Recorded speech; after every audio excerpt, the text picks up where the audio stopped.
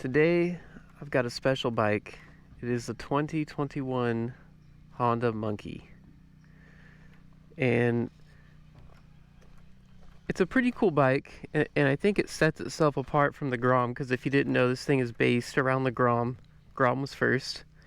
Pretty similar.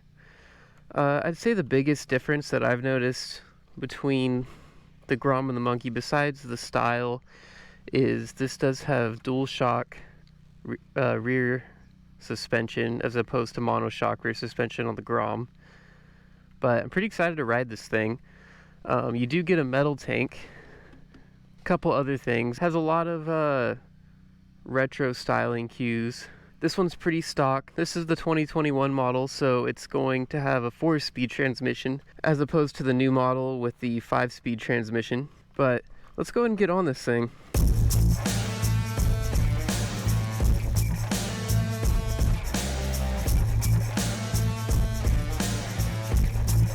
It kind of surprises me when I get on this thing how I don't feel too massively large for it.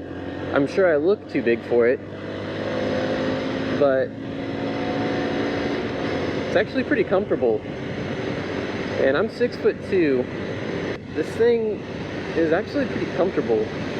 And that's one other difference I noticed with the Grom compared to the Monkey, is the seat is definitely very different, and it's really comfortable. I've never ridden a Grom, so I can't really say if the Grom seat is just as comfortable. It might be just as comfortable, but the Monkey is extremely comfortable.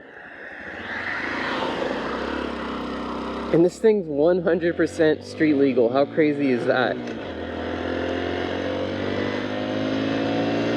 And it'll actually go 55. I don't know if you guys can see that, but I'm going 51, 52 right now.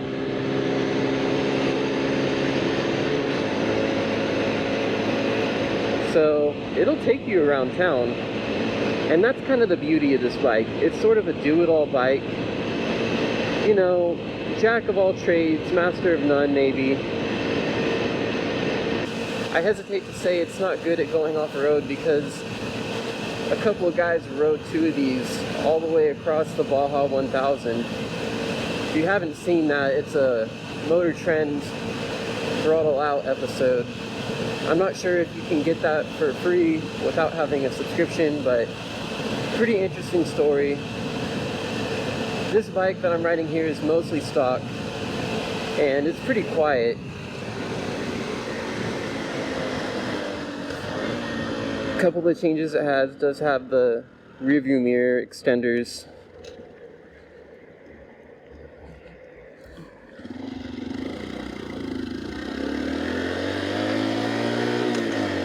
And if you are interested in riding motorcycles but intimidated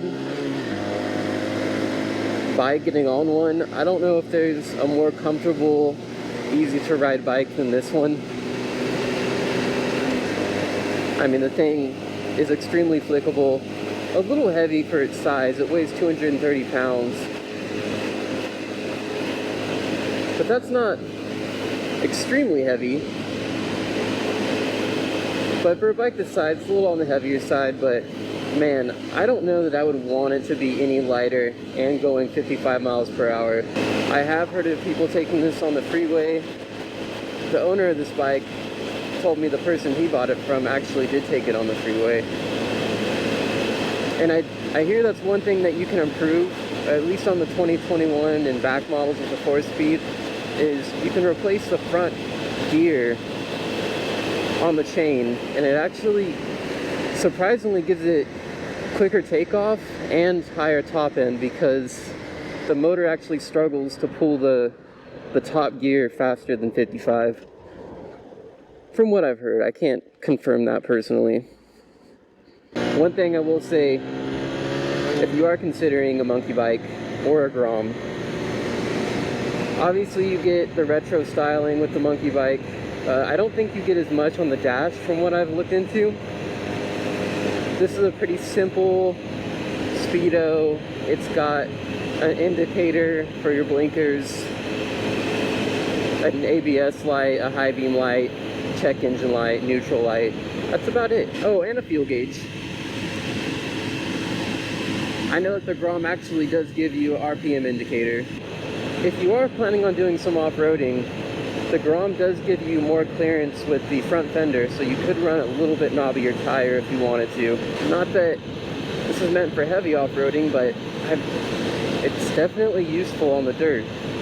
Especially if you are going camping, this would be a bike that is very easy to load in the back of a truck, to put on a hitch mount without bending your hitch. I mean, this thing's really capable.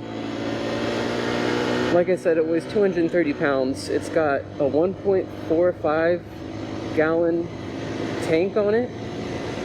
And I would imagine that if you rode it easy, you're probably getting at least 80 miles to the gallon, if not more, out of this little air-cooled, fuel-injected motor.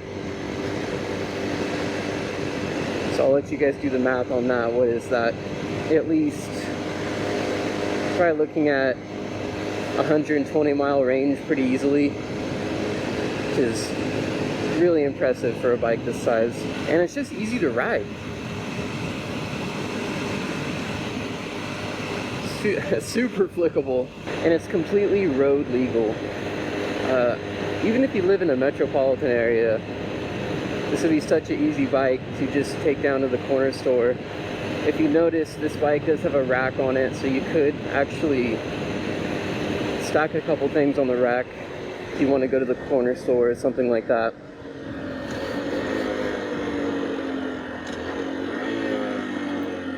But it's still very similar to a Grom, so it's kind of a toss-up.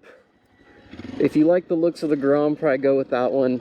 If you want a retro-looking bike that can handle some off-road duties, then the Monkey may be the way to go.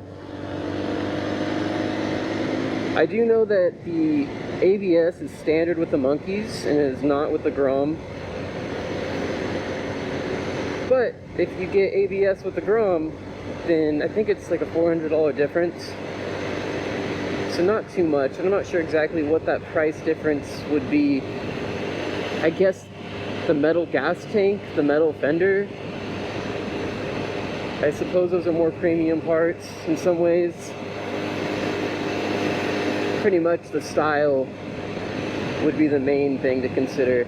And the Grom, if you want to do some stunting, you know, there's all those videos on YouTube that feature people just doing crazy wheelies and stunts on the Grom, then the Grom's probably the way to go. It has a lot more aftermarket parts available, but that doesn't say there isn't a lot of aftermarket parts available for the Monkey. Say if you weigh over 200 pounds, you may want to get some beefier rear shocks.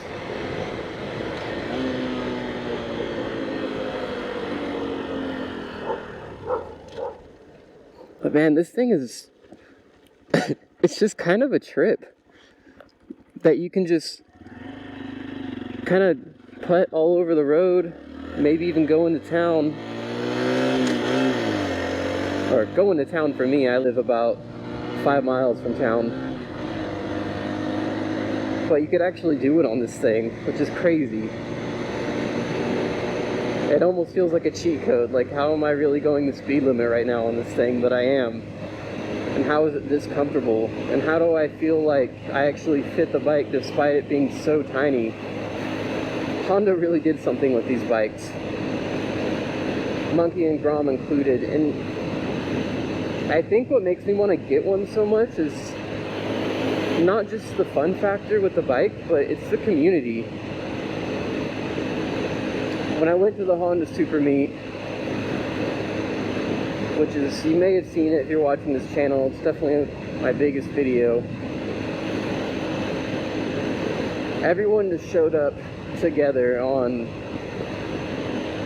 is it the Ruckus, the Honda Ruckus I believe it's called? I hope that's not the name of the Yamaha one, but I think it's the Ruckus. But the Ruckus, the Grom, the Monkey, they all rode in together. I've seen videos, I think it was in Texas, where there was just like 1,000 Grom riders all together, just cruising all over town, and that's just so awesome. It's like, these are the most popular bikes out there. And I kind of understand why. It's like such a wide appeal. Anyone can ride this. And it's probably as reliable as it gets for a motorcycle. I mean, it's an air-cooled Honda. What's not to like?